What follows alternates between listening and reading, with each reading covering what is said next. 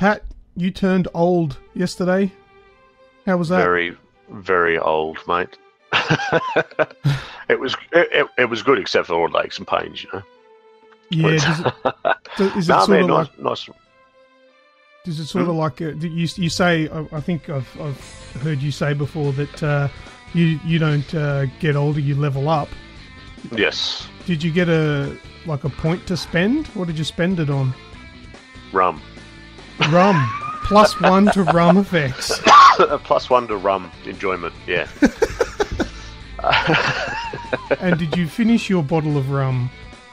No. I had too much to do, and a night of drinking takes a little bit longer to get over these days. So the thing is, as you get older, the specs go up, and it's +1 to responsibilities as well, unfortunately.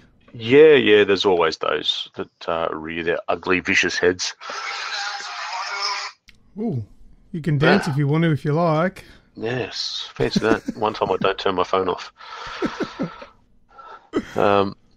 Yeah. So, it was a nice relaxing day spent with all the girls and having a bit of fun. Went out for lunch, did a bit of shopping and just, chilled out more than anything.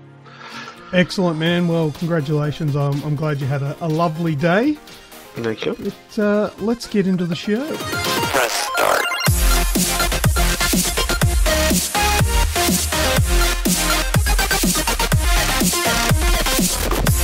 This is episode 183, and today is Thursday, the 24th of August, 2017. Welcome to the Aussie Gamers Express video game podcast. I am your host, and here with me is my co-host and very good friend, Snoogans. How are you, man?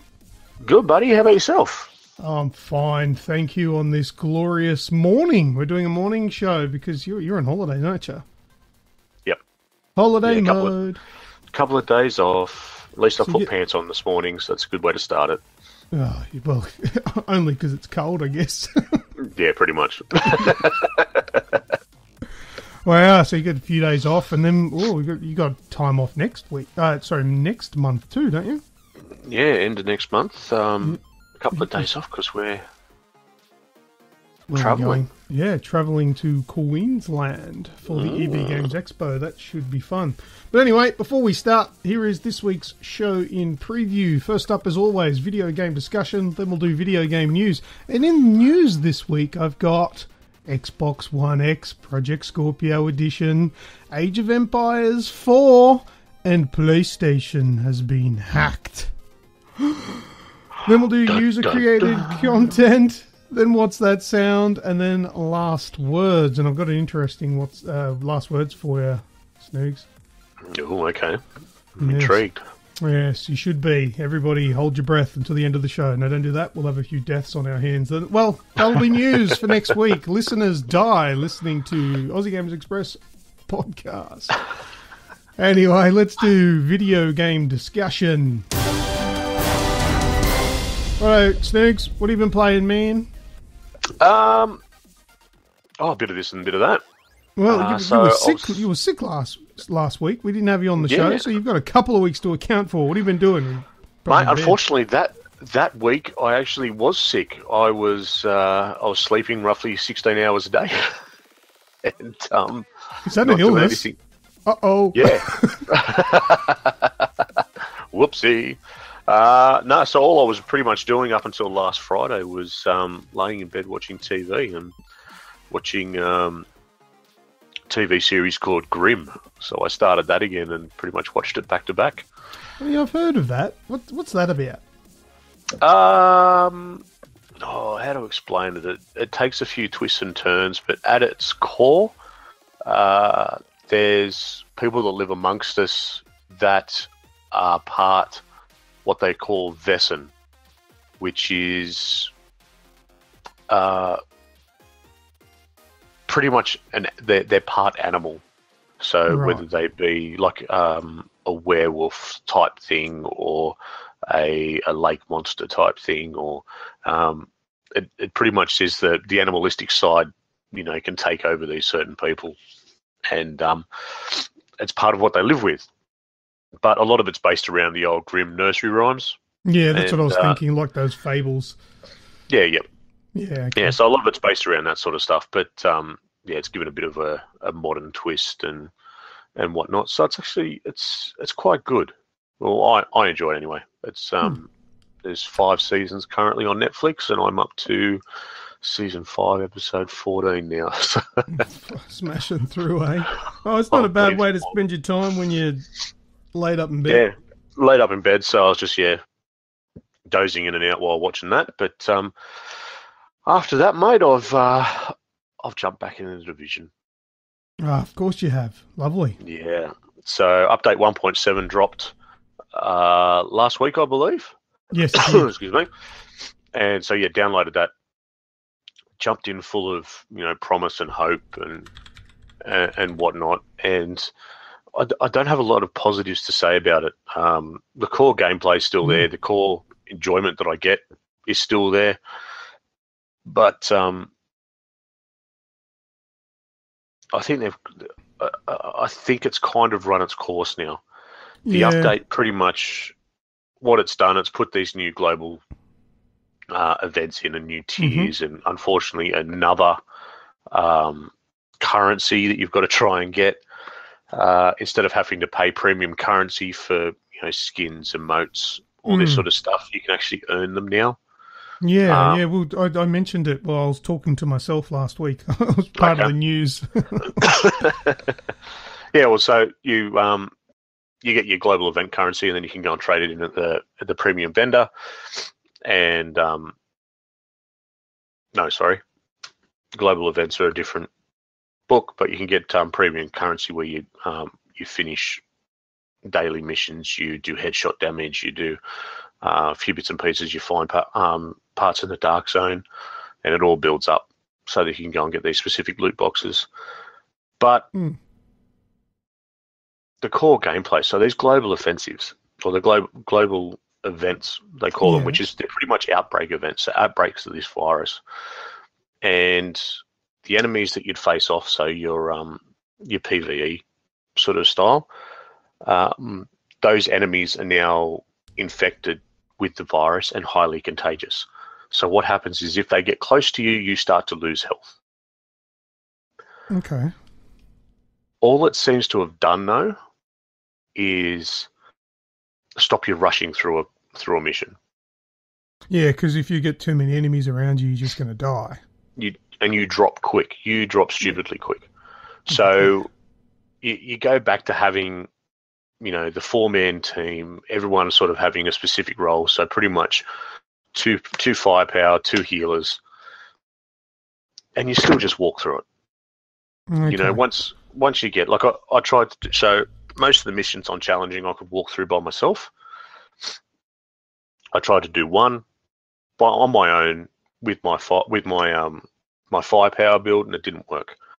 As soon as I got a few other people into it, where you've got 2 people healing, it was just a cakewalk, really. Okay. So yeah, it's just all it's really done is slow down the missions. And yeah.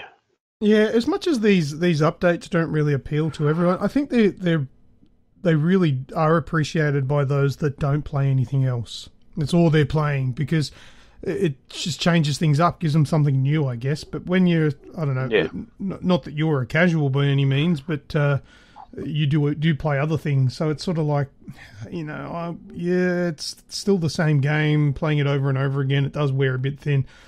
A lot quicker for me. I love the Division, but I can't play it nearly as much as you, because it just gets too samey for me. And it's not because it's a repetitive game. Well, it is a repetitive kind of game, but that's not the main reason. It's just, I get my fill of a game, and once that fill is there, I feel I've experienced that game enough. I've had enough with it. I can't really go back to it anymore.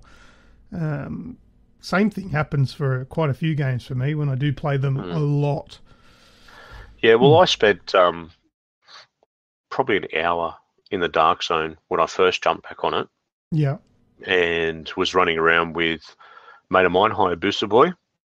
Mm-hmm. And we went from Dark Zone 3 to 7 and back again. Yep.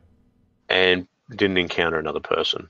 Everybody else in that Dark Zone server was down in Dark Zone 1 and 2, just multi-grouping. So it's just still that, they were down there, they were just earning, whatever they were trying to look for. I don't think I've ever even been to Dark Zone 7. No, probably not. No, because that's a new one that's been added, isn't it? Yeah, 7, 8, and 9. Have they... Oh, there's 8 and 9. Yeah. Jeez. So did they literally just use the map that was already there but extend the Dark Zone walls? Yeah, pretty much. Okay. So they opened up taken away a chunk of 6. Yeah, and they've opened up the back end of it. Yeah, okay. I might have to get on just to have a look at it, because I haven't even seen it. Don't know what it looks like. Yeah, 7, 8, and 9, it was designed to be around Central Park. Yeah. But they kind of skirted where Central Park is, so you don't actually go into the parkland, you're still in the city streets. But the city streets are piled pretty high with bodies, and the areas that you go in and clean out, they work a bit differently. So it's not just one group of enemies; they'll actually spawn in others. Others will come in to try and help. Okay. And it's a different area, and it's also there's a lot more level to it. So you can actually go into a building and go up levels and go up on the rooftops and underground. There's a lot more there than there is in the standard stuff. Cool. Sounds good. Mm. What else so have you there's been been that. A bit more Rainbow Six. Ah, yes, another one of your flavours. Yes, so a bit of enjoyment there. And that's just usual sort of thing. I've been doing a lot of terrorist hunts and just pretty much switching the brain off and playing back and forward. There's been some more of the Telltale Game of Thrones, just plugging away through that. Mm-hmm. And I think last but not least, I've started Uncharted: The Lost Legacy. Oh, yeah. Nice. Yes. So, God, that's beautiful, isn't it? Just that that opening vista where you come in over a part of India that's being absolutely ravaged by war, but you've got this beautiful marketplace that you're walking through to start with, and before you go into another area that's actually, an active war zone. And you go from this beautiful marketplace that's alive and there's people everywhere to, you've got a region that's dark and gloomy and falling apart, and buildings have been blown up, and there's people screaming and running for their lives and locking themselves in houses. And it's just brilliant how they make a world come so alive. Well, Naughty Dog definitely captured... what I understand India to be like. Well, basically my yardstick is of what India is like is the Indians that I've run into in Sydney, and the first interaction in the game is bargaining in a stall. Yeah. with that little girl. Yeah. Wasn't it like, I don't know, I can't remember the currency they use there. What is that, 800 something? Rupees, I think. Rupees? Is it? Isn't that from like Legend of Zelda? I don't know. I think it was rupees, rubles. I don't know. I've got no idea. Anyway, it's like 800, I'm just going to say $800. I don't know what they are. And then it straight away, like she knocks it back. Your character, Chloe, knocks back the deal and straight away drops down to 500. Yep. Like, yep. That's what it's like. It's worth $2. Yep. That's what it is. Just drop it straight off. It's so I've only really played the first real encounter. So still a little way to go, but yeah. Have you got up to the open world part that we played when we went down to Sony in Sydney? No, not as yet. Well, let me tell you some things now. Look, I've done a review on Uncharted: The Lost Legacy, which is available on YouTube, on our YouTube channel. Please go and check it out. I want to get a few more views on that. That'd be great. And I'm pretty proud of my work. I think I did a really good job with it, floating my own boat, of course. But it is completely 100% spoiler-free, and it only unveils the tiniest portion of the game. I've consciously completely ignored a lot of the game in the review. So a lot of the things that I'm referring to in my review, I'm making comment about the rest of the game without directly saying it, if that makes any sense whatsoever. But Snoogans, look, I know what you know because we played the open world portion down with Sony a few weeks before it was released. All I'm going to say, what we saw, tip of the iceberg. Yes, I'm very much looking forward to that. Yeah, and the reason why I'm not telling anyone about anything is because when I played it, I had a preconceived idea on what this game was going to be like. And the game showed me that it was a Jon Snow moment. It definitely said, "You know nothing, Lucas." And I was really impressed. I was blown away by it. And I could honestly say that if that was $20, $30 more than they're asking, I'd have been happy with what I got. Tip of the iceberg, Snoogs. That's always a good way to judge it, isn't it? If you're if you're happy to put your hand in your pocket for a little bit more, yeah, it's got to be up there. Yeah, absolutely. It looked good, played good, and gave a few surprises because it wasn't spoilt for me, which was really cool. So it's everything that we'd really expect from Naughty Dog in a different kind of shell with the two new characters. Well, not new characters, but returning NPCs from the previous games, which is Nadine Ross and Chloe Fraser. And they play really well off each other. You thought it was really cool what we saw in the sort of demo that we played. Yep. It expands and goes a lot further. It's fantastic. So for anyone that is an Uncharted fan, the Lost Legacy is not something you should just consider. It's something you should just get. Nice. But, yeah, well, the reason my reasoning for only just starting to play, just playing that first little section. I'm currently set up in my office. Yeah. With my PlayStation and whatnot, because I've been doing a bit of streaming and everything like that. And so I started playing it on my 28-inch monitor, which is only a 1080 monitor, and just with the headset on. Mm-hmm. It got to a stage where I thought, hold on a second, this deserves more. The visual and just knowing that we go to this big open vista, I just felt that it deserved more. So I'm disconnecting everything tonight, moving it back out into the lounge room and playing it on the big telly. So yeah, play it on your 4K. See, I play, where my lounge room situation, like I'm probably, what would you say, 3 meters away from the TV where the lounge is? Yeah, we're about the same, yeah. Yeah, halfway through playing it, I moved a chair into the middle, which is where I normally sit to do VR, to sit closer. And man, just being closer to the 60-inch screen that I've got. Is it 60 or 65? I don't know. It's a big fucker. No, whatever it is. Yep. It was 10 times better.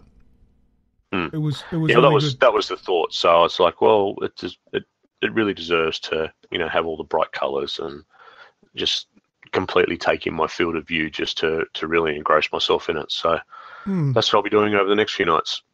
There's one thing I find strange, though. The closer that I sit to my TV, the more obvious the frame rates are to me. Yep. Like sitting back the 3 meters odd, I don't know what exactly the frame rate is, if it's variable or not, but it's not 60, I'll tell you that much.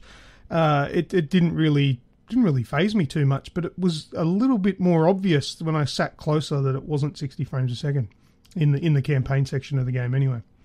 Okay, cool. Pretty. Yeah, I mean it's neither here nor there though. It still runs smoothly. It's just not a 60-frame campaign game. But just for anyone that isn't sure, what I've learnt from the community as well as my own research, that it is quite a large download if you buy it digitally, but you can choose which portion of the game you want to download first, single player or multiplayer. And if you choose single player, it's only 10 gigabytes until you can play the whole single-player campaign. The remainder is your multiplayer and your survival mode, because Lost Legacy comes with the multiplayer and survivor modes from Uncharted 4, and they're cross-play as well. So you can play the Lost Legacy multiplayer, and your mate can be playing Uncharted 4's multiplayer, and you can lobby up and play together. Same with survivor mode, which is pretty neat that they've added that in. Yep. For a standalone title as well. So yeah, if you're a little bit put off by getting the digital because you don't want to wait forever for it to download, it's only 10. It's not the 44 odd to play the single player, which is cool. Yep.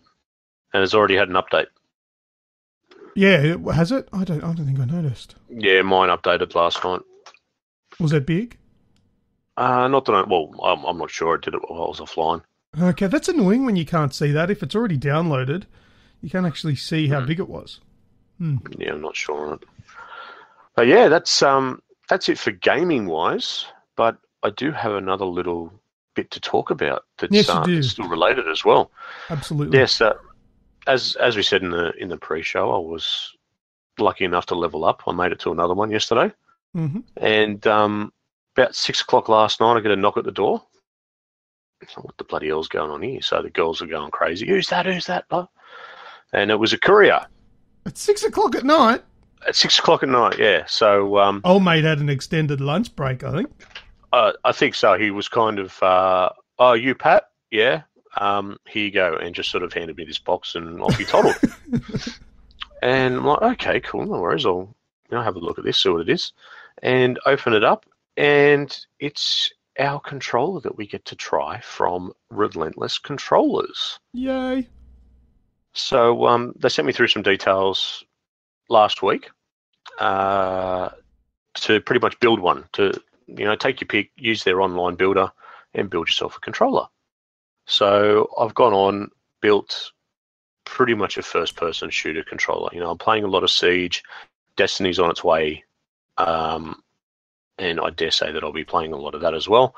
So I thought, we'll have a look at that and trial it out, and give a good bit of honest feedback on what it does and how it's all gone together.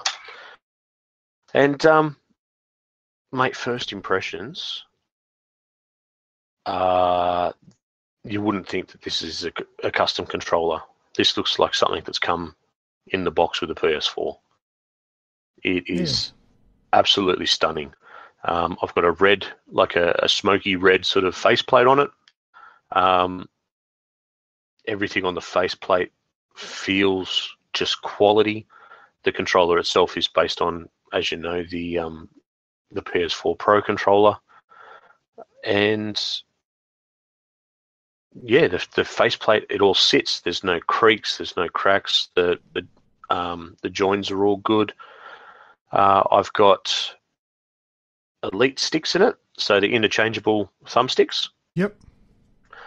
Which you get another little bag with 3 different sets. So the standard set, which is like your standard controller, they're a little bit higher though. Yeah. Another set which is about the same height, but they've got a rounded thumbstick on them. Convex, yep. And then a tall one which is quite good for using during Siege, actually, because you just get those little minute adjustments really easily. So the longer the stick is, the higher the amount of torque placed on the controller. Yes. So it's it's actually quite good. I've also had Pro triggers installed. Yeah, so the triggers they just click. Don't know if you can hear that at all through the mic, but a little bit. Yeah, they just click like a mouse clicker, and on the back. Oh, you mean the actual triggers like L2 and R2? Yep. Oh, so no good for a racer.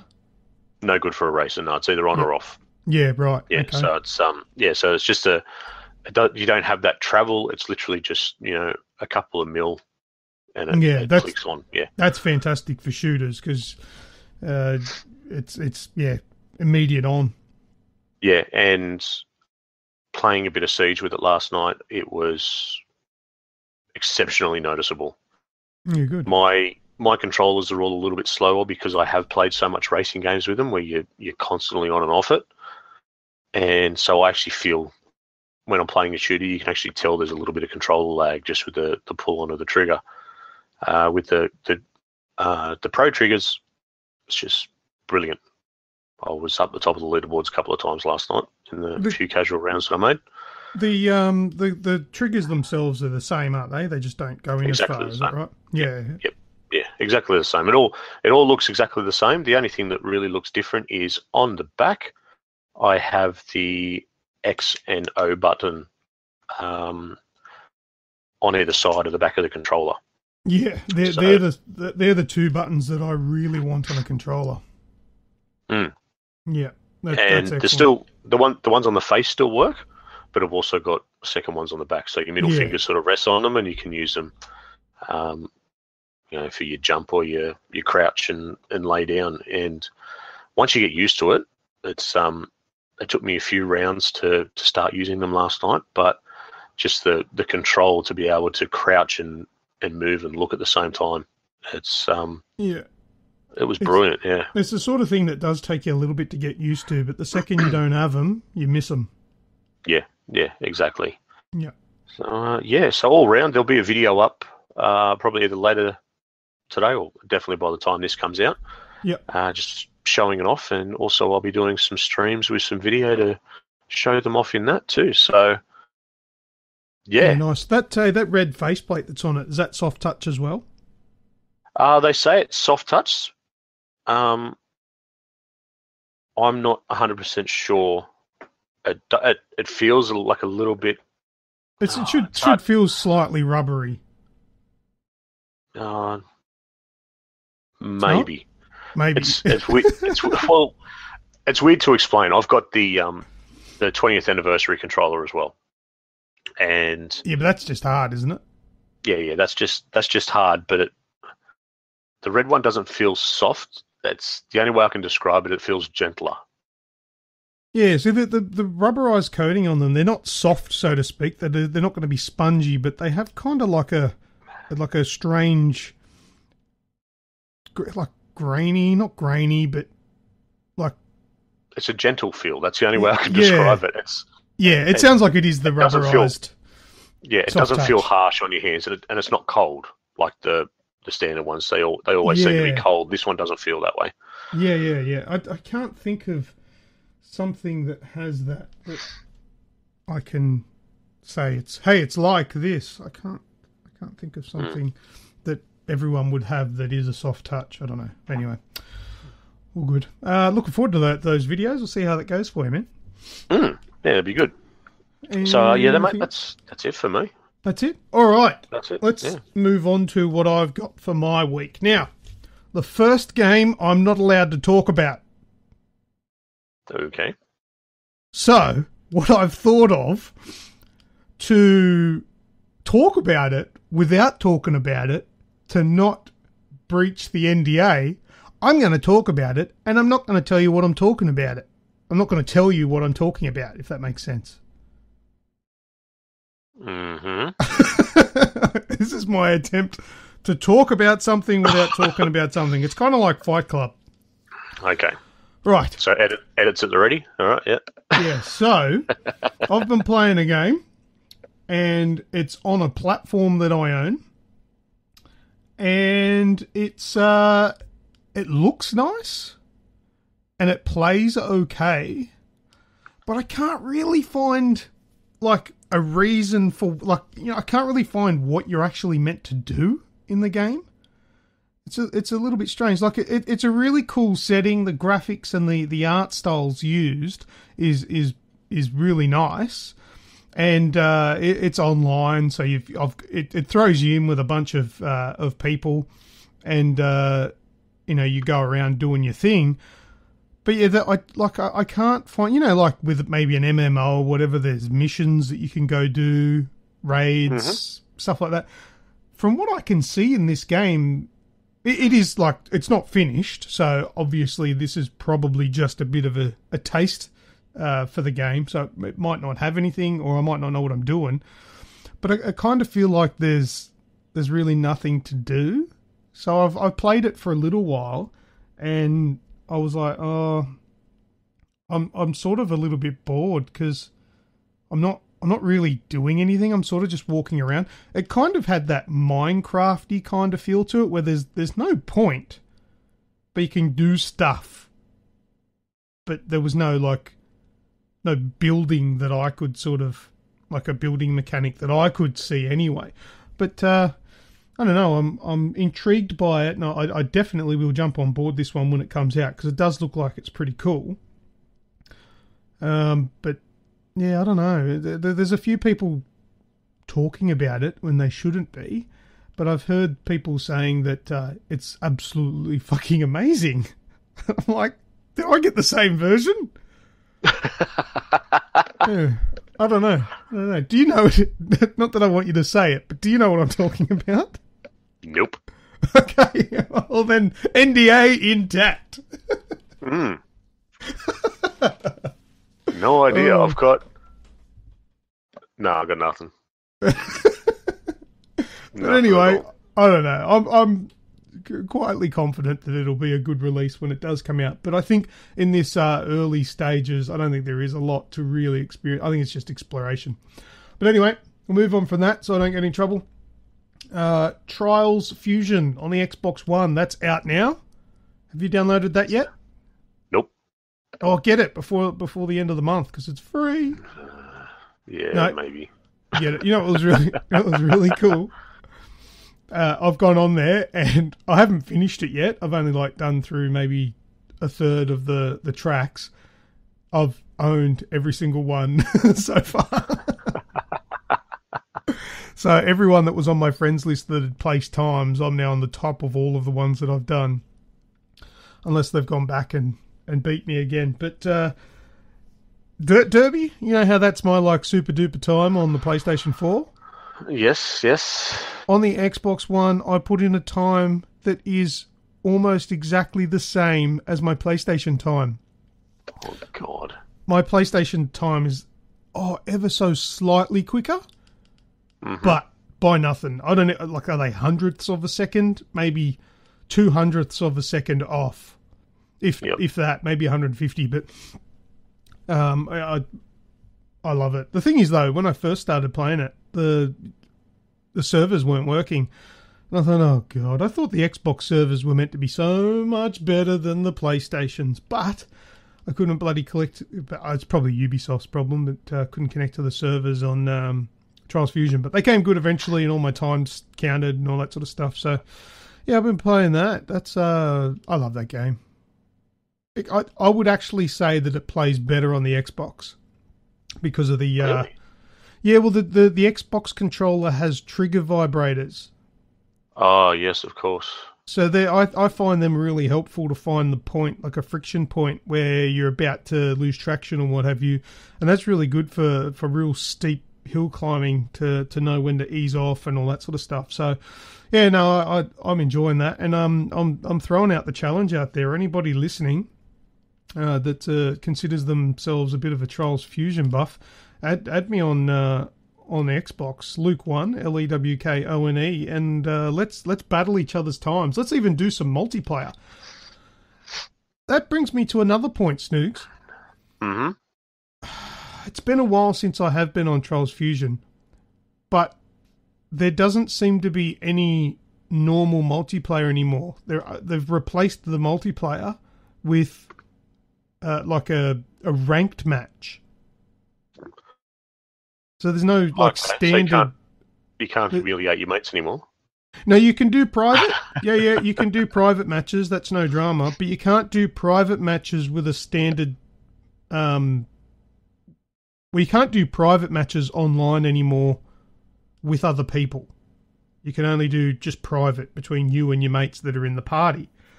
I'm almost certain that once upon a time you could join a lobby and then do matchmaking to fill up the rest of the lobby. You can't do that anymore. And you can't do just a normal matchmaking. You have to do ranked. That's a shame because ranked obviously it puts you up against some pretty epic players.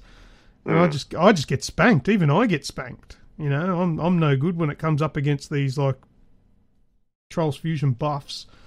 But anyway, that's the way it is. That's what they decided to do. They're in charge. It's their game. Well, who am I? Just the dude that paid for it. Whatever. Oh, there might be something with, you know, they're just trying to keep the playing field a bit level or something. Maybe. I don't know. But yeah, I got spanked playing it anyway. And mind you, I could only ever find one player. So I'd be like, screw this guy. I'm dropping out of the lobby. Start matchmaking again. Same dude is back. Yep. Fuck off. Or at least give me some other players so I'm not coming last. Maybe I can come second instead of second out of 2. That sucks dick. But anyway. Move on. I played a little bit of Destiny because I want to do some raiding and some Destinying before Destiny 2 comes out, which is only like a week away or something like that. And I went on last night and just did a matchmaking thing in... Oh, what are they called? Strikes. I did a strike. It was a hard strike. I think I'm light level 308. And I think the recommended light level was 320. And there was 3 of us to start off with, and we were sort of cruising through it, no dramas. And then we got to this first massive boss, which was like a perfected walker. And the third dude dropped out, so there was just the 2 of us. And we spent probably just an hour alone trying to get this enemy thing's, the boss's HP down. And we beat him. We finally beat him. After one wipe, where we had to start again with the boss, we beat him. And I'm like, yay, we're done. So the door opens up and I rush through thinking that's the end of the level. And I rush through into the face of another boss. Bum bum. And how did that go? It didn't go very well at all. So we spent probably another half an hour getting this guy down to half health. And then he spawns these like, I can't remember what they're called now. I'm so out of the loop. But those flying blue balls, go figure. And I was shooting them and literally doing no fucking damage whatsoever to them. It was frustrating. It was going to take I was running out of ammo, having to do the ammo run, and it was so stupid that I was getting absolutely nowhere. So I'd spent probably nearly 2 hours on this strike to the point where I just went, you know what? I'm not doing this anymore. I give up. And I had to quit on the guy. I felt bad. But with the rate of the damage that I was doing, I'd have been there for probably another 4 hours. And this wasn't even a raid. This was just a strike. So I'm well underpowered for that strike by the looks of things. Got to get in and grind some more. I've got to grind some more on a bit lower level though, so I can actually finish and get my rewards. But yeah, so that was my experience with Destiny. That was heaps good. Oh God, the grind. The grind is real. The grind's about to start again. Did Destiny just turn me off Destiny 2? From everything I'm hearing, the grind's not going to be as real in the second one. I have heard that. And the story looks a bit realer than the grind. The story looks pretty intense. That's the bit that'll get me through it, I reckon. I don't know if I'll end up putting the insane amount of hours in, but no, I'll put a fair few, but not as much. But anyway, less grind, more story. Sounds good. I played Just Cause 3, and it plays really well on the Pro, the PlayStation 4 Pro. I haven't got up to that part that was troublesome the first playthrough, with the frame rate dropping really bad and all that sort of stuff. I haven't got up to that yet, but what I have played so far, it played well enough, so that was good. But nothing really amazing to report from that. I actually purchased The Evil Within last night after the What's That Sound from a couple of weeks ago. I saw that it was on the Xbox One for $7.50. Shit, that's all right. Yeah, so last night when I was like, what should I play? I bought The Evil Within, and I ended up playing the first level, I think. Yeah, I don't think I did. Was it the second as well? I don't know. I played the first level, and it plays just as horrible on the Xbox One as it does on the PlayStation. I really don't understand what went wrong in the development process for The Evil Within, because it looks like a HD remake of a last generation game. Mm-hmm. It has black bars, like on the top and the bottom of the screen, which reduce the resolution down to, I don't know, fucking 600 or something like that. But it still runs like a bag of shit. I don't get it. I really don't get it. I don't know what is wrong with the engine that it's running on, because honestly, I reckon a game that looks the way it does should be running at 60 frames. There's no reason that game shouldn't be that optimized. I think it's just a bad engine. I'm really lost. I don't know what the issue is, but I don't know. The game itself is okay. It's definitely puts you on edge with that bloody chainsaw arsehole chasing after you in the beginning. And the death sequences look pretty cool when you get your head completely ripped off. Mm-hmm. I like it. I had to stop playing it because it is I'm not the best with scary games. I do like my scary games, but it's just the anxiety goes through the roof. So I turned it off. I might play it a level at a time every now and then. But, yeah. I don't feel that it's a bad game. I like it, but it really does just run like balls. Here's to hoping maybe it's just the first level that runs like shit. I'll come back to you with more of it when I play it more later on. And that's about it, man. With Uncharted Lost Legacy as well in there. It's that's my games for the week. That's what I've been playing. Well, I've forgotten. I did have another run at something else. Oh, what was that? Dying Light. Oh yeah, I think I did too. I was with you. I did some running. Yeah, well, we ran around together. I think on Sunday night. Yeah. And then I think on Tuesday afternoon or something, I had a bit of a run as well. And God, I die a lot more when I'm by myself. Because it's just that thought, you kind of forget in the back of the head how much higher level you are. And I'll go into an area where it's like, I can just walk through this piece of piss, And then, no, doesn't work. So, back to slow and steady wins the race on that one. But, still a bit of fun. I got... You're enjoying it? Oh, yeah, loving it. Absolutely loving it. But it's a good story, too. All the stuff we did together didn't save. So really? How you collected? We collected the flesh sample off the runner, and what was the other? Off the bolter? Sorry, it was. Yeah, the bolter. Yeah. Yeah, it pretty much put me back in Ghazi's house. Oh, that's weird because when I booted it back up. It wouldn't save for me, but I jumped into your game, so it should save for you. Yeah, no, it booted me back up at Ghazi's house, and yeah, it was literally because we left Ghazi's at night time. So I've crawled out through the roof, and then the watch went off. Beep beep beep beep. Here comes the night. Yeah, so it was very strange. Everything that we did and accomplished after that, it didn't save up. Yeah, that is weird, man. I don't know what happened there. Actually, it should save for me too, because the only thing that won't save, I think, how does it? I can't remember. It explains it to you when you're joining. I think it says that you're going to be repeating missions or some shit, and yeah, I don't remember. I don't know, but it should have. It should have accounted for yourself. Yeah, just one of those weird ones, I think. So yeah, been playing a bit more of that. Nice. All right. Well, should we move into video game news? Yes, let's.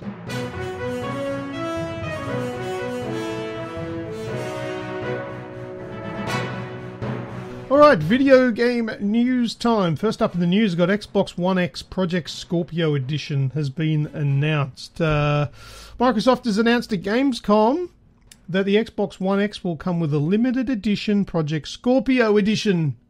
What a lovely flavour indeed. and it's designed to invoke the design of the original Xbox released in 2001.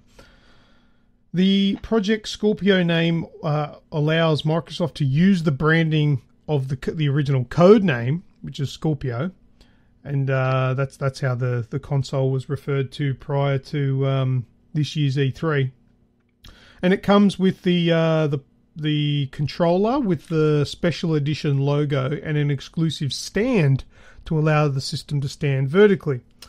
And Microsoft also announced that the Xbox One X Project Scorpio pre-orders are available now, although now they're probably sold out, and the system will eventually run out of quantity.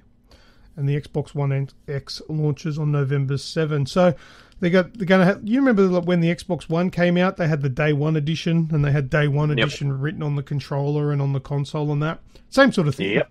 I like this idea. I'm not going to get one because my money is tied up in a Nintendo Switch when Super Mario Odyssey comes out.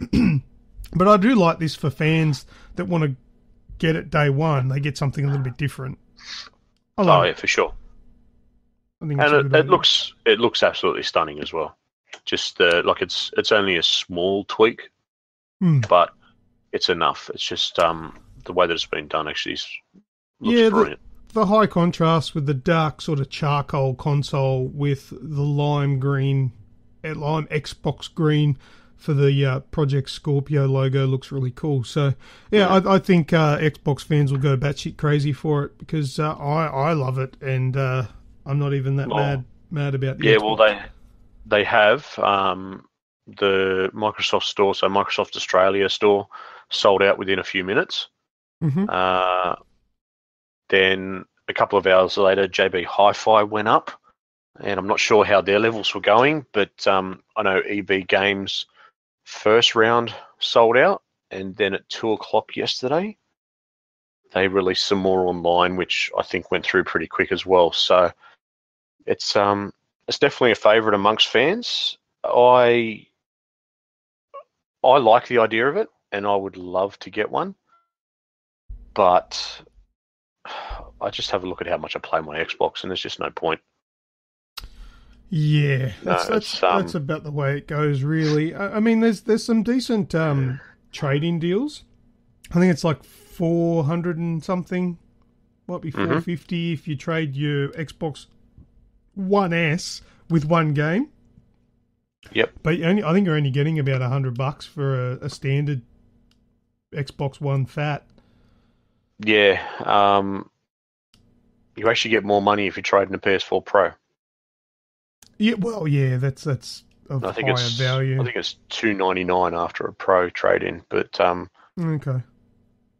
Even then, it's Look, I'll probably eventually get one, which is generally how I go. But I want to get the Nintendo Switch. I've already got two Xboxes. The Xbox One X isn't going to play any games more than what I already have the capability to play. It's just going to play them better. So I think, when I'm thinking for myself, when I'm thinking for Aussie Games Express, I think the smarter thing for me to do is spend my money on a Switch, because I don't have a Switch, which means the Nintendo Switch content's lacking. So I think, I could buy a third Xbox, or I could buy something that I don't have already. And exactly. I really want to play Super Mario Odyssey. I'll come around and borrow it. Yeah. Easy enough to do that too. Yeah, so look, it is big news. The Twitter is running wild with it, and something that I find quite amusing, and I can't really condemn it because I don't think the PlayStation community is any fucking better. But all the Xbox, I think Xbox nuts. I think they're called XBOTS. I think that's what that is. Yeah, I think I don't know. It's the fandangled words of children. Yeah, I know a few of them. Yeah. But those that are like massive Xbox fanboys, and not that they don't exist for the PlayStation 2, they do. There are a lot of dickhead PlayStation fans out there, but all the Xbots are coming out on Twitter and just giving it to PlayStation because because the Xbox One X is the world's most powerful console. And like the Sony announced their big unveiling this week. And it was the slim PlayStation 4 Gran Turismo edition. Yep. And oh my God, the XBOTS were giving it to Sony going, oh, big announcement. Woo! Standing from a position which I like to call myself a cross-platform gamer, the fucking the Xbox One X isn't even out yet. Let's not start singing before you're winning, because it could still be a fucking piece of shit. We don't know. I doubt it. I very much doubt it, because I don't think Microsoft are that stupid. But no. At the same time, like, it may be the world's most powerful console. If we go back to the last generation, PS3 versus Xbox 360, the PlayStation 3 was the world's most powerful console. But it got its ass beat by the 360 because it was just better. Yep. So Xbox might have the most powerful console, but that doesn't necessarily mean they've got the better one.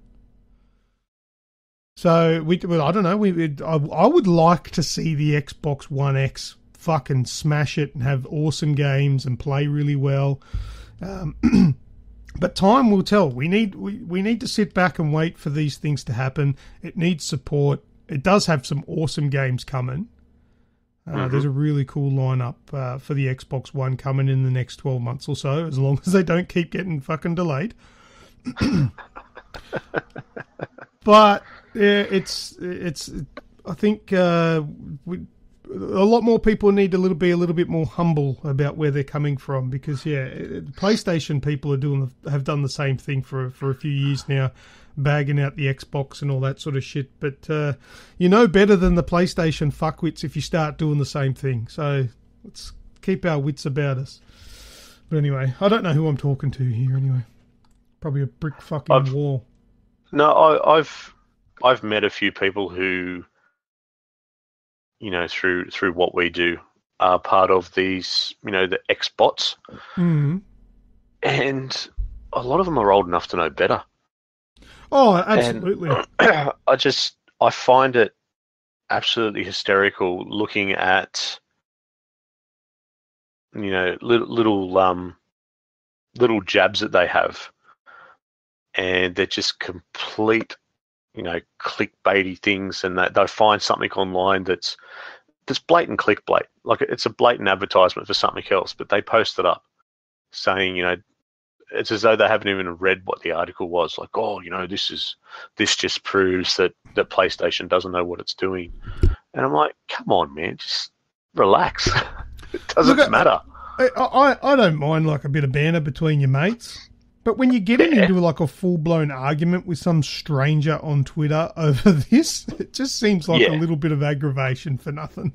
Yeah, having a dig between mates is always fun. Yeah. But when you have a look at these people and just the sort of hate that they wish upon each other, and you just, come on, really? Yeah. It's a friggin' box that sits in the lounge room. For the record, though, just enjoy it. I did have a bit of a giggle when I found out what the announcement was. Oh, I sat there and shook my head when I saw it. I was like, really? It's not, the flagship racer, and it's not even a pro version? It's not even a pro. Why wouldn't they make it a pro or have both? Yeah, I just don't understand. That's just... Oh, I love my PlayStation. Maybe they'll just take the top off it and put it on a pro. Yeah, sticky tape it. I love my PlayStation so much. I'm the best gamer of the world. I'm going to go and get the base model. Yep. Anyway, that being said, let's move on to the next bit of news, which I like the look of. It sounds cool. Age of Empires 4. Finally! And Yay. Hopefully I can have a PC that will run it. Oh, being an RTS, though, it should. It shouldn't be too far off. Yeah. Shouldn't be too far off. I might just need to put a decent card in it. Anyway, Age of Empires, the historical real-time strategy series, has announced a fourth entry in the long-running series. Relic Entertainment, the developer behind several Warhammer 40k games as well as Company of Heroes, is the developer at the helm for this upcoming title.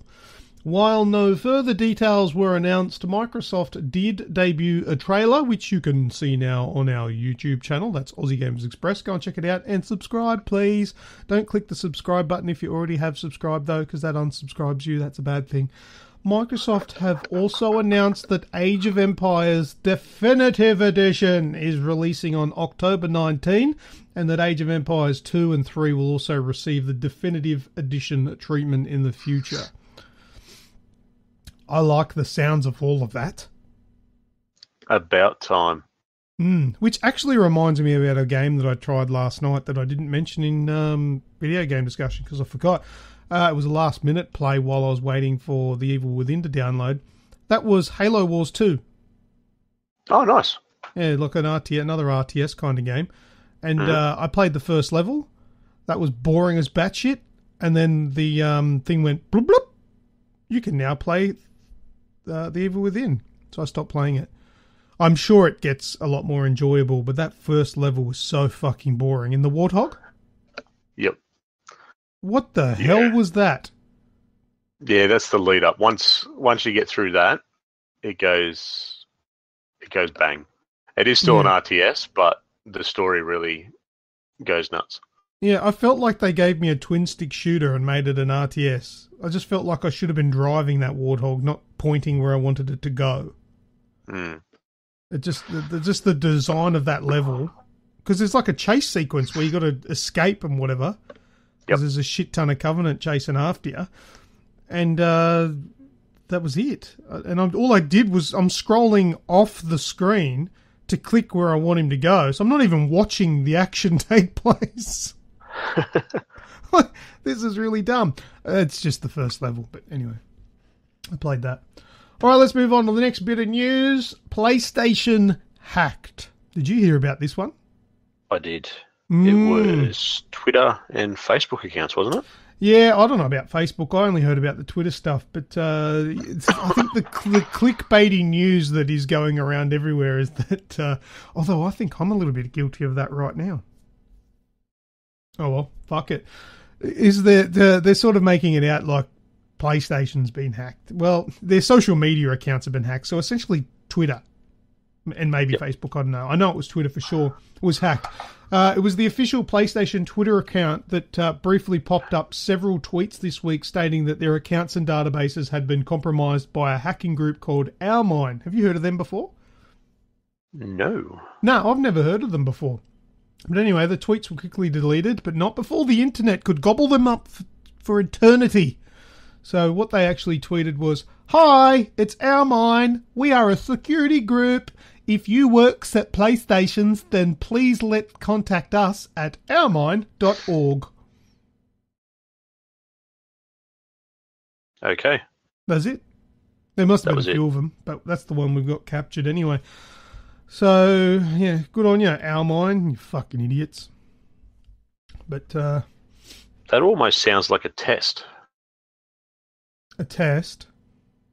Yeah, well, big companies employ certain people that are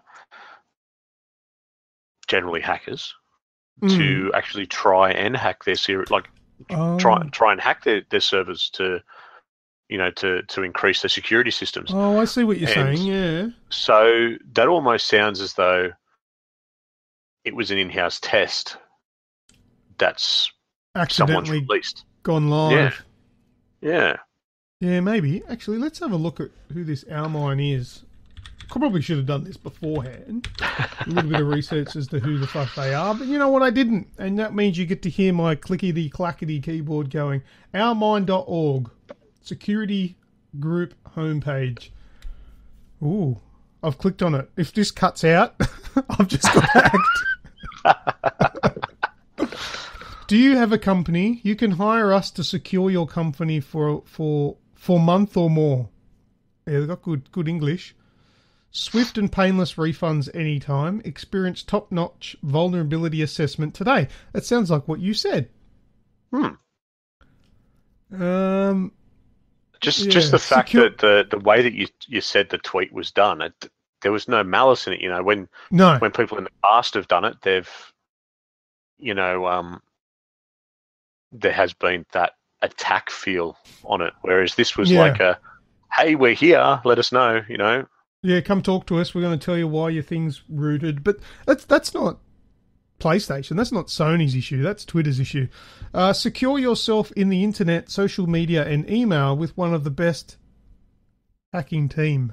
Oh, get someone to write your shit for you. It's all bad English. Services. Let me click on services. Their website's pretty cool. They've got like a weird sort of geographical design thing that follows your cursor around the screen. Personal, scan social media account, scan email, scan phone and iCloud for $30. Or there's corporate network. Contact us for more information about it. Yeah, that might be what you're talking about, man. I didn't even really clue onto that. Good on you. That's why we need you here. Yeah, well, that's what it looks like. Website by Cobalt Development. Yeah. Well, there you go. So that happened, and I haven't heard anything else about it. I don't think anybody else has. Sony hasn't said anything about it. But well, actually, the what I've just read then before, though, says that they've stated that their accounts and databases have been compromised. That wasn't in that tweet that I read. That might have been on another one that wasn't captured. So, yeah, I don't know if there's malice or if that's them saying, hey, we can get into your shit. You need to contact us to make sure you can fix it. I don't know. We'll keep an eye out. If anything else comes of it, we'll mention it in a subsequent show or a post on our Facebook page, as long as it doesn't get hacked now that I've gone to their website. Yeah. Yeah. But anyway, just what I recommend, if you're a PlayStation user, turn on the what do they call it? Two-stage security, which means you'll have to two-stage authentication, yeah. Yeah, that one. Yeah, you'll have to send you a text message if you're logging in from a new area. And I would also suggest, if you're buying things on the store, which most of us would be, use PayPal. Mm-hmm. Because that way your credit card details are stored on PayPal, not on the store. Not on the store, yeah. And also PayPal has got a lot of like assistance and guarantees and stuff for your security, so that's a good way to do it. That's how I do it. That's it for the news, Snoogs. Can we move on to user-created content? We can indeed. Okay, so we've got user-created content. We've put up a post asking for whatever, and we've got a few things here. The first thing I'm going to run through here is everyone that liked the post. I apologise to anyone that likes the post after this recording, because obviously can't do that because that's magic. So first on the list, and with proceeding no particular order, Brendan Brownie Brown, Ross Mark Harvey, Leon Rolls, Virtual Earth Online, Wayne Bell, Kevin Wyborn, Wayne Martin, Shannon Gilbert, Adam Hadel, and Eric Jenkins. Thanks a lot, guys. You get your shout out there for liking the post. Appreciate that. And I'm going to start off with the actual user-created content with one from Ross Mark that I completely missed in last week's show. Yes. Probably I saw his comment there. Yeah. Whoopsie. I even replied back to it saying, yeah, definitely going to talk about that, Ross. Cheers. And then didn't. My voice, probably not a bad thing, my voice was falling apart by the end of that show because I did a lot of recording that week. Yep. Including like video reviews. I did Sonic Mania video review. I did The Lost Legacy video review, and I also did the podcast. That recording of the podcast was actually I did like a test run. Mm-hmm. That was my test run because I was just going to practice. Not I was going to go through it and see if it worked. Like, because it's a bit strange. Like, I'm not used to doing like Richard. That's I don't know if you noticed the intro to the show was very. This week on the show, we're going to be listening to, and it was kind of like a Richard Mercer love song dedications thing. I don't know if anyone picked up on that. The Blink-182 intro. But yeah, I wasn't sure if it was going to work or if it was just going to sound horrible. So I did a test run through, but my voice was so shot by the end of it that I'm like, oh, I can't do that again. Because, yeah, Ross mentioned, he was saying that I was getting a bit croaky and clearing my throat and all that sort of stuff. And I actually didn't record What's That Sound with the test run. So I don't know if you could pick up on it. My voice for What's That Sound is worse than the segments after it because it was recorded after. But I think I managed to edit it where you don't really notice. Just kind of drops in, yeah. Yeah, so I can't remember what my reasoning for that was. Oh, I can't off the top of my head, mate, sorry. Oh, that's right. No, I didn't record What's That Sound because I didn't have a What's That Sound from Repremier yet. And then I decided to just use one from my own. I figured, oh, well, it's going to be a write-off week anyway because you're not around to get the points and blah, blah, blah. So I just went with it that way and slotted it in later. But anyway, we got off topic there. Ross Mark asked something that I completely missed, so let's go through it now. He says, so many older, some may be only 6 to 12 months old, games are getting patches, updates and DLC. But is it too little too late? Have people moved on? And are they not interested in playing them anymore? I think the biggest game that we can point the finger at for this one is No Man's Sky. Mm-hmm. And I'd probably have to say, yeah, it probably is too little too late. And I'm only gauging that by I've said it that I'm going to go back and play No Man's Sky, but I haven't yet. I have. Oh, you have? I have. Just quickly before, I want to find out your thoughts. But the reason why I haven't is because I don't have any drive to. I want to, but I don't have that emotional, yes, I want to. It's ages ago I played that thing. Any good? I did solely for this. Oh, good. So I went and did the update and jumped back into it. And how do I put this without sounding like a complete prat?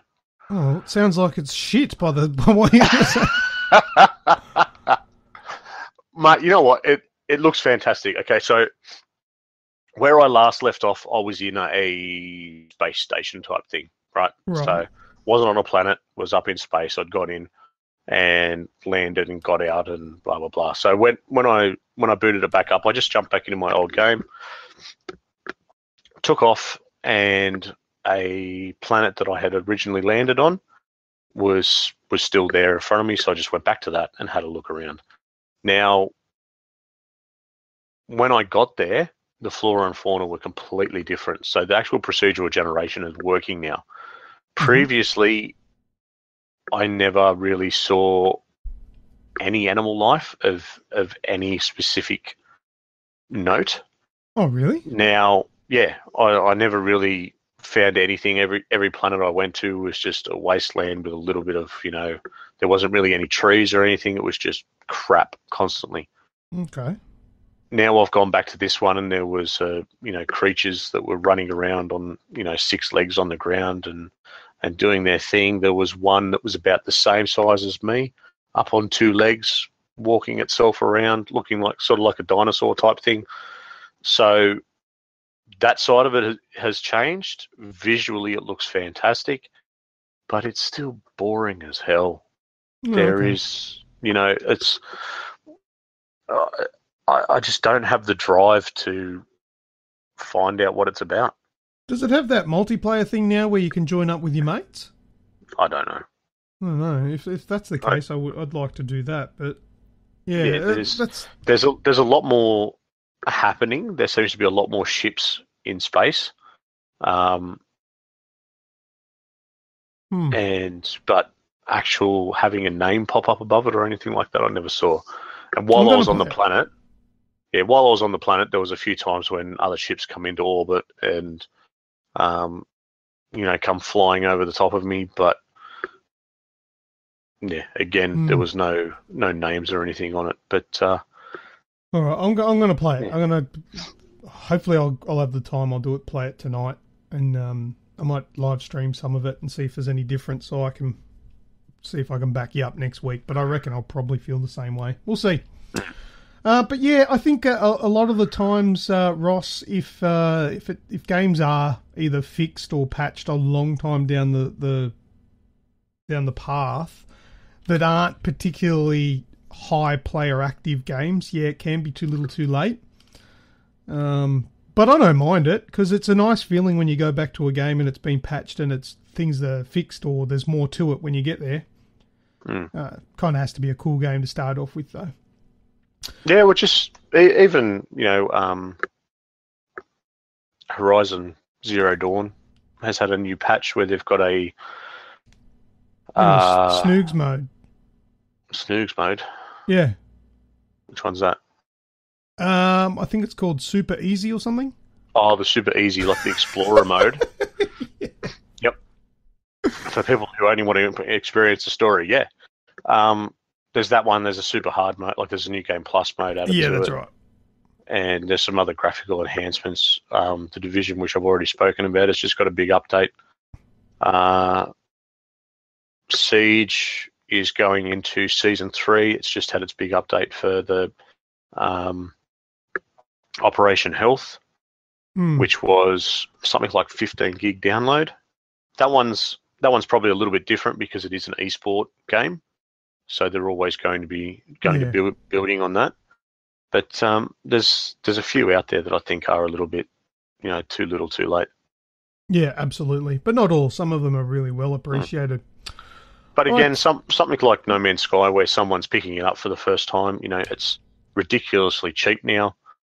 And, someone might pick it up that really loves that adventure type thing, and the enhancements to it now will blow someone away, apparently, as opposed to when we all first played it. Yeah, well, I enjoyed it. I liked it when I first played it, and I played it for a good 50 hours.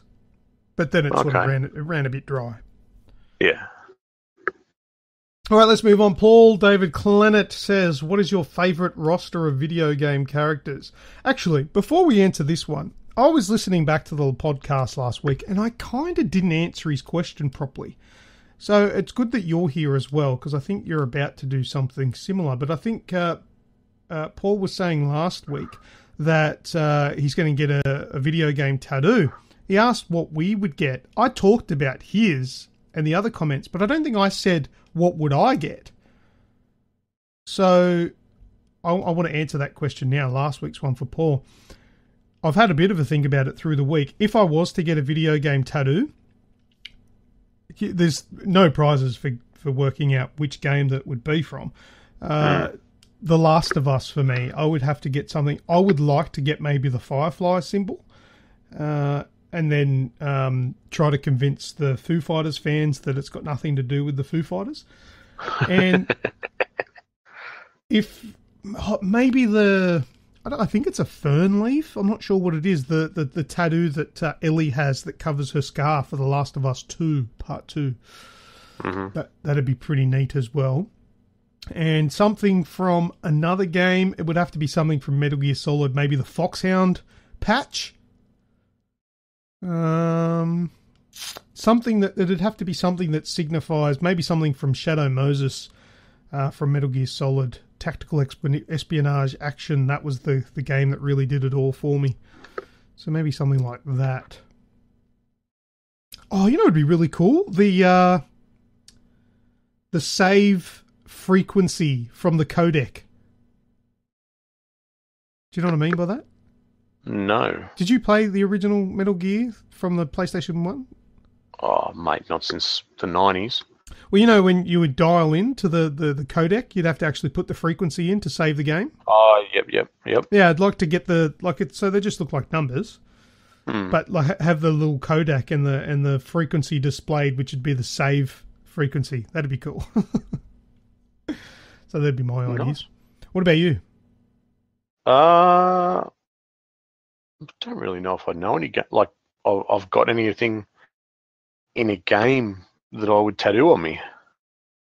And being that I have tattoos, it's kind of it's one of those things that can be said because I would do it. Gears of War cog. I'd like to get a Gears of War cog. I do like the wolf head from The Witcher. The Witcher, yeah. Yeah. Other than that, yeah, nothing really jumps out at me. You don't want anything from genital jousting? No, not so much on that. If I get drunk enough, someone's sure to draw one on me anyway. If you get drunk enough, I'm not drawing it. I don't know if it was the two probably, biggest games that or biggest game series for me have been sort of Uncharted and maybe God of War or Duke Nukem. But if it was anything, there's plenty of different symbols in Uncharted that would probably work. But something from his notebook, maybe. Yeah, something like that. Something from probably one of either the first or the second. The picture of Sully's evil moustache that he draws in his notebook. That'd be cool. Yeah, something like that would be all right. So, Uncharted's got a lot of symbol in it. So does God of War. I'm actually more looking forward to God of War 4 with it transferring away from the Greek mythology to more Norse, which is something I'm a bit more interested in. But yeah, probably one of those two. Nice. Very good. All right, Paul's actual question for this week. What's your favourite roster of video game characters? I love the Mortal Kombat universe. Hell, I even think the movie is great. What do you reckon? I actually like someone's reply to that. Yeah, there's two movies. Yeah. We don't talk about the second one. Yeah. You don't talk about the second one. Because that's exactly what I thought the first time I saw it. I've gone, there's two movies, but we're not going to talk about the second one. Yeah, but see, with the Mortal Kombat movies, like the Tremors movies, although they're not fantastic, I love them. Oh yeah, yeah. And a lot of people bag out the Super Mario Brothers movie. I love it. Oh, I love that. That's nostalgia, though. I can't. Yeah. As much as I want to watch it again, I'm not going to. Oh, I will. I love it. I'll always love it. For me, I'd say the Lego video game rosters are the most amazing for me. Yep. Playing the Lego video games, like whether it be the Marvel ones or the DC ones or whatever, I always find new characters in their roster that I never know existed, and I'll look them up, and like there's a massive following for these characters. When I played Lego Marvel Superheroes, I didn't know Ant-Man existed. What? And well, so I'm not massive into comics, dude. True. Yep. So I didn't know there was an Ant-Man. And I played the little Ant-Man character in the Lego Marvel. He shrinks down and he goes through the little pipes and all that sort of stuff. And the next thing I know, there's an Ant-Man movie coming out. I'm like, okay, so Ant-Man's a thing. That's cool. Didn't know about it. And there's a lot of them in there that I don't know about. But they cover them in the Lego games. And there's usually like, I don't know how many there are, but there's probably like 100 characters or something like that in the one game, which is cool. So the Lego games usually blow me away with their roster of characters. Yeah, for me, it's going to sound boring, but yeah, it's the same sort of thing. So all those different Lego games, whether it be the Star Wars version or the Batman games or anything like that, they've always got such a big roster to go and play with. Yeah, and they put them all in, and they make them different too. Yeah, and they've all got different abilities that you can use. Yeah, and yeah, that's one thing I've always enjoyed. Nice. I do like the Mortal Kombat universe though; it is pretty cool. Got a lot of good lore behind it. All right, next one, James Pearson. I'd like to hear a bit more about solo player games, but honestly, you can't fault these guys. Many trips to and from Canberra, I listen to the podcasts. Good on you, James. Thank you very much for that. Thank you, James.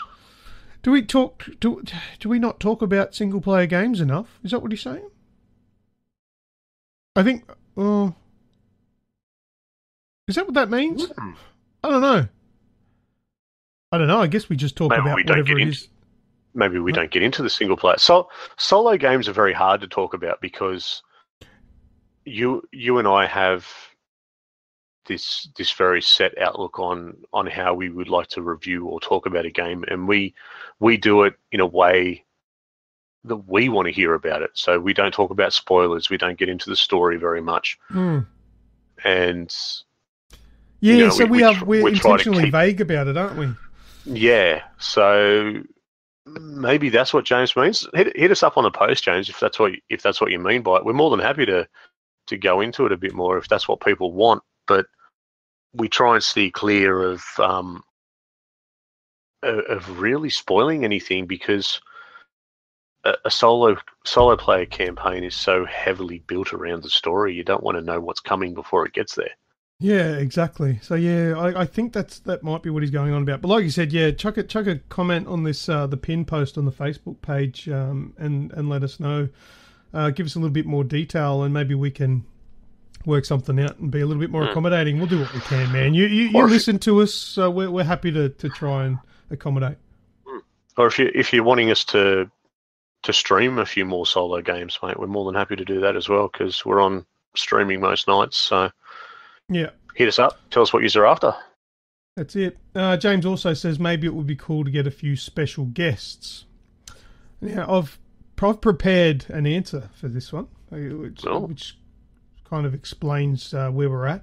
But it's been pretty tricky for the longest time to organise special guests, because with my schedule, we're not recording at the same time of day, and we're not recording on the same day every week. It's different all the time. So it's really hard we can't really plan it in advance. So generally, if we're going to have a guest on, it has to be worked out within that week. And sometimes, like up until now, we are recording a 10 a.m. start for this show this week, but we normally record at night time now. But previously, we always did 10 a.m. shows. When I was doing the show with Red, it was a 10 a.m. start for whatever day of the week that we were doing it. It's pretty hard to organise someone for 10 a.m. So when we have had guests in that were, they might have been overseas or whatever, international, we've had to pre-record the segment and put it into the show. They haven't been on for the whole show. But it's moving forward. Snoogs and I, we generally will record this of a night time starting around 7:30.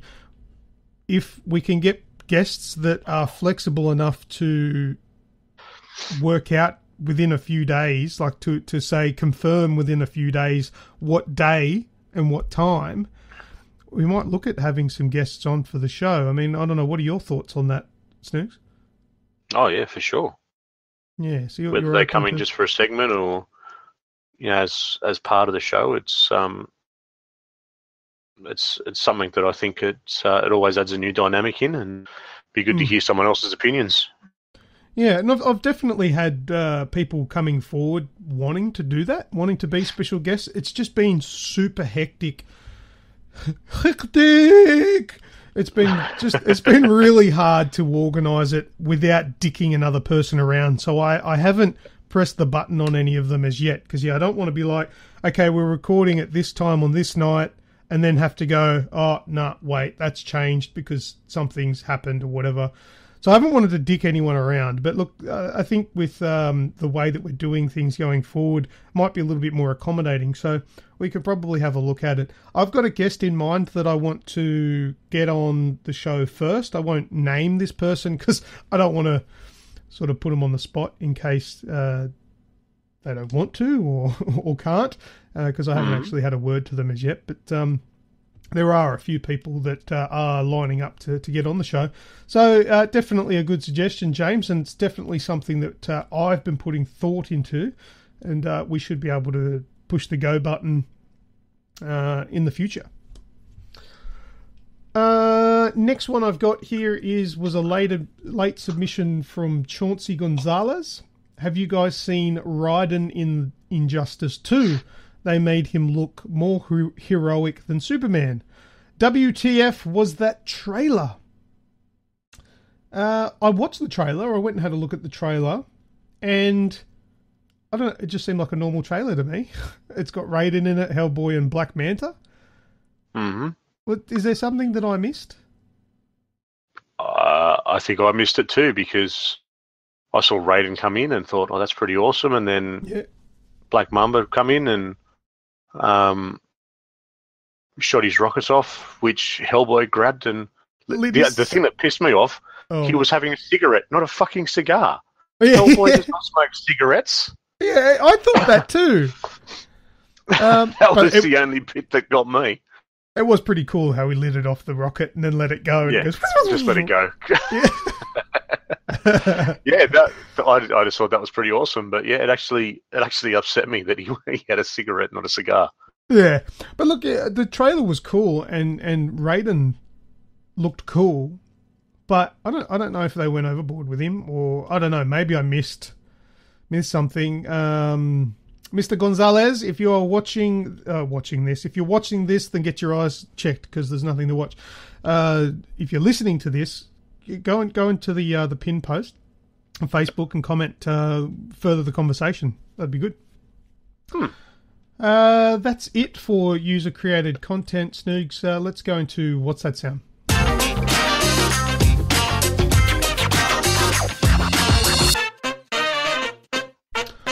All right. Last week, Snoogs, did you listen to the show? No, I don't want to put. Oh, sorry if you haven't. I haven't listened through all of it. No. Okay, no worries. I'll play the What's That Sound for you. Let's see if you can get it. All right. Cool.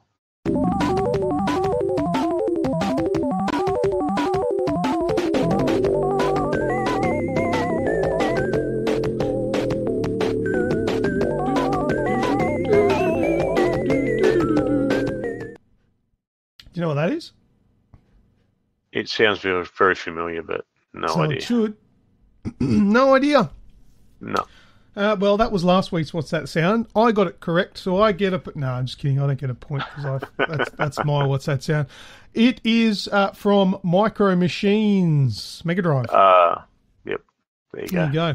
And the week before, the last one that you did, Snoogs, was The Evil Within, which I got a point for. Yeah, boy. Yeah.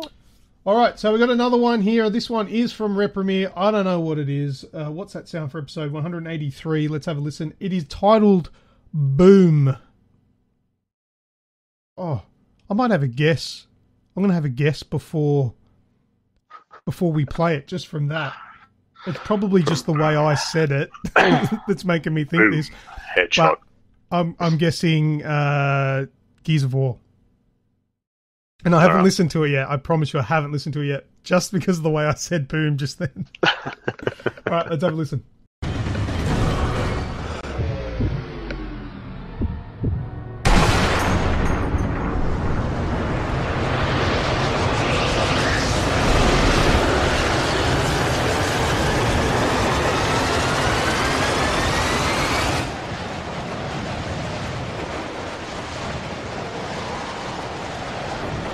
Jesus.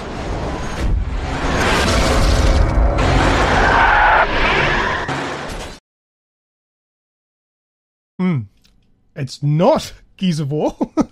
Couldn't be further from that, but I do know what that is. Do you know what it is? Nah, nothing's clicking in. Oh, no? If you don't know what that sound is, you haven't played the game. And if you haven't played the game ever before, you need to. That's a cool game. The name of the game is...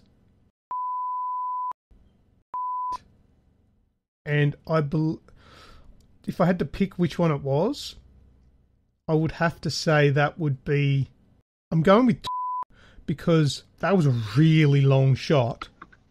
That went for ages. And then there was a car crash at the end. I think I even might know the mission. I think it's a DLC mission. But I'm not 100% sure. I do know the name of the game, but I'm not 100% which one it is because there's a few of them. But that's that one. If you're listening at... Oh, I should play it again. I only played it once, didn't I? Yes. Okay, let's listen one more time.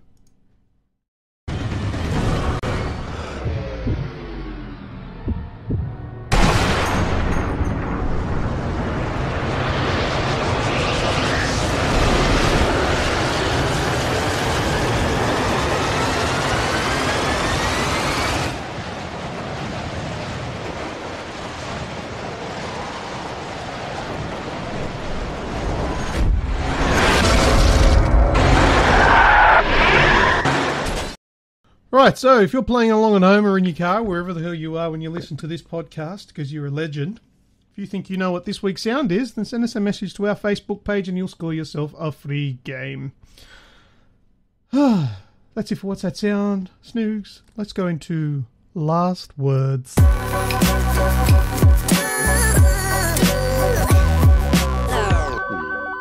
Snoogans.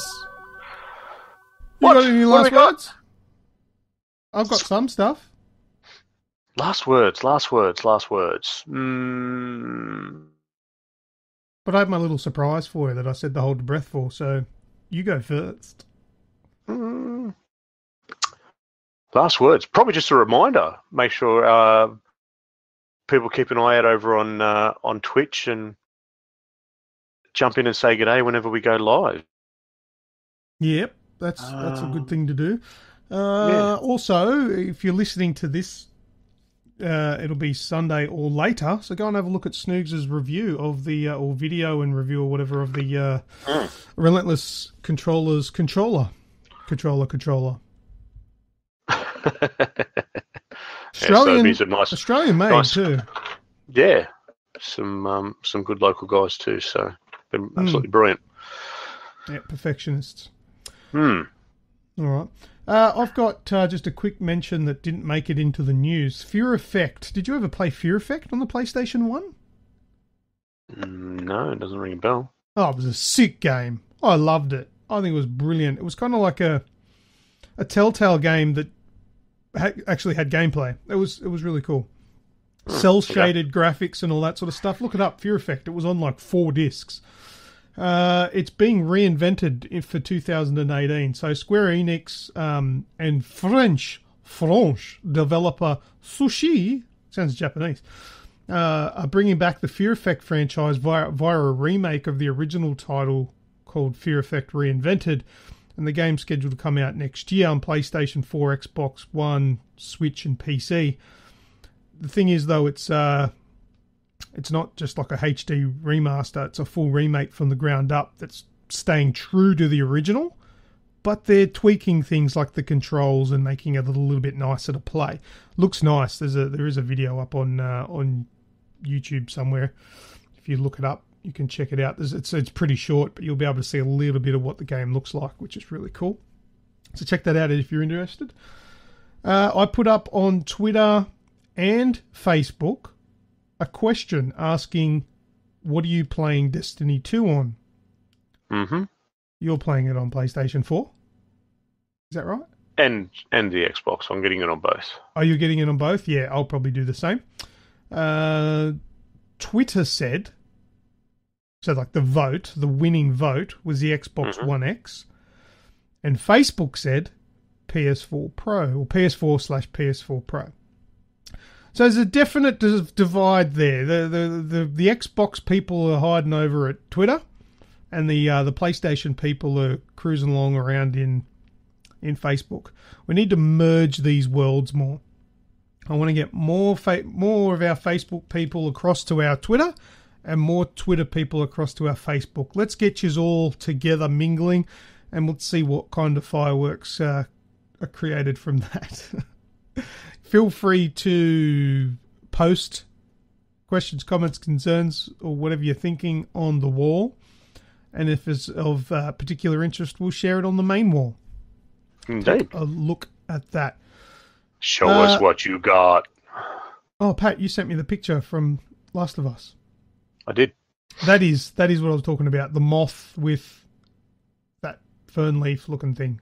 Yeah, I've also got the fireflies. Foo Fighters. Yeah. I think it's the firefly symbol. Done up as a tattoo, yeah. Yeah. Tick tock, tick tock. Tick tock, tick tock. Jeez, how slow is your internet, Pat? Oh, that's right, you leveled up. Sky controlling, it's a problem today. Yeah, see, that's a sick tattoo, that Fireflies one. That's really cool. Sorry to everyone that can't, so I can see what we're talking about. We'll post them up. Oh, shit, I've left the Our Mine website open this whole time. Fuck, my entire house has been hacked. Yep. Anyway. All right, so, Snoogs, the little surprise I had for you. I've got a little trivia section for you. For me? Yeah, you're on the spot. Well, there's nobody else here. God. I've never been good at these.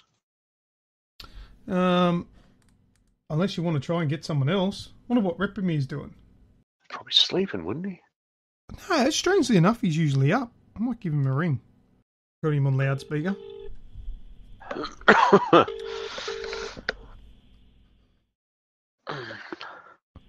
Jason. Hello.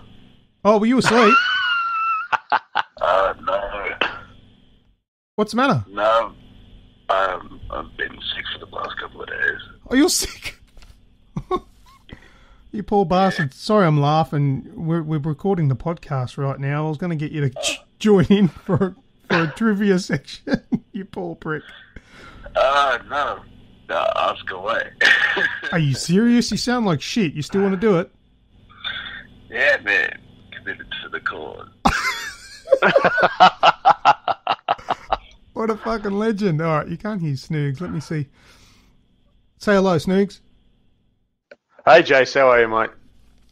All right. Yeah, not too bad. Not too bad. That sounds like Not too bullshit. bad. Hold on a second.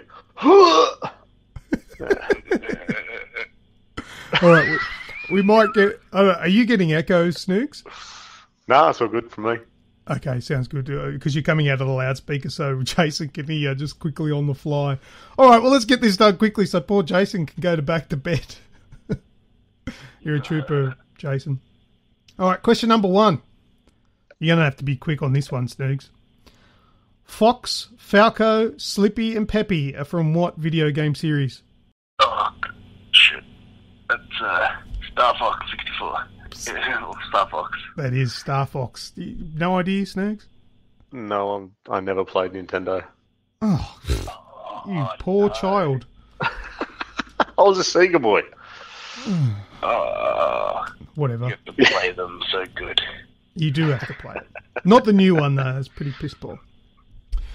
All right, next question. Question number 2. There's only 5, Jason. I won't hold you too long. Question number 2. Which class is not from Diablo 3? Necromancer, Barbarian, Warlock, or Monk? Warlock. Warlock. Correct. You're getting spanked, Snoogs. I was going to say Monk anyway. Oh, maybe I shouldn't have called Jason. He's going to know the answer to all of these. So unless you're quick, Snoogs. That's 2 games I haven't played. Yeah, okay. What else we got? Question number 3. Cole McGrath is the main protagonist from what PlayStation exclusive game series? Infamous. Infamous is correct. You didn't get that one, Jace? Yeah. You there, Rep? Yeah. Oh, did you get that one? I didn't hear you. Yeah, I said Infamous, yeah. Oh, did you? Sorry, but I missed you. I was talking about that last night, actually, because I made the PUBG character look like Cole McGrath. Oh, okay. I'll have to listen that back. I don't know who answered first. It probably was Reprimir. Probably, yeah. All right, so what are we up to? Question number 4. What game does the enemy known as the Covenant belong to? Halo. Ooh, that might have been synced as well. Maybe Snoogs might have got that one. Yeah, I reckon he did. All right, let's say Snoogs gets one. I actually mentioned that earlier when I was talking about Halo Wars. Question number 5, last one here. What is the subtitle of the latest Legend of Zelda game? Breath of the Wild. Oh! Did you answer, Reprimir? Yeah. Oh, this is really hard because I've got headphones over and I'm using the phone.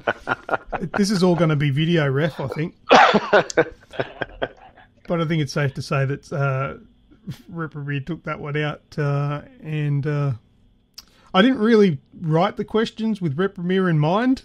You were on the fly giving you a ring. So it's a blow-in, yeah. Just a blow-in, but... You poor bastard, you sound like shit. Thank you very much for joining us and doing that little trivia part there. You are dedicated to the cause. What's wrong with you anyway? Having me Hemorrhoids playing up.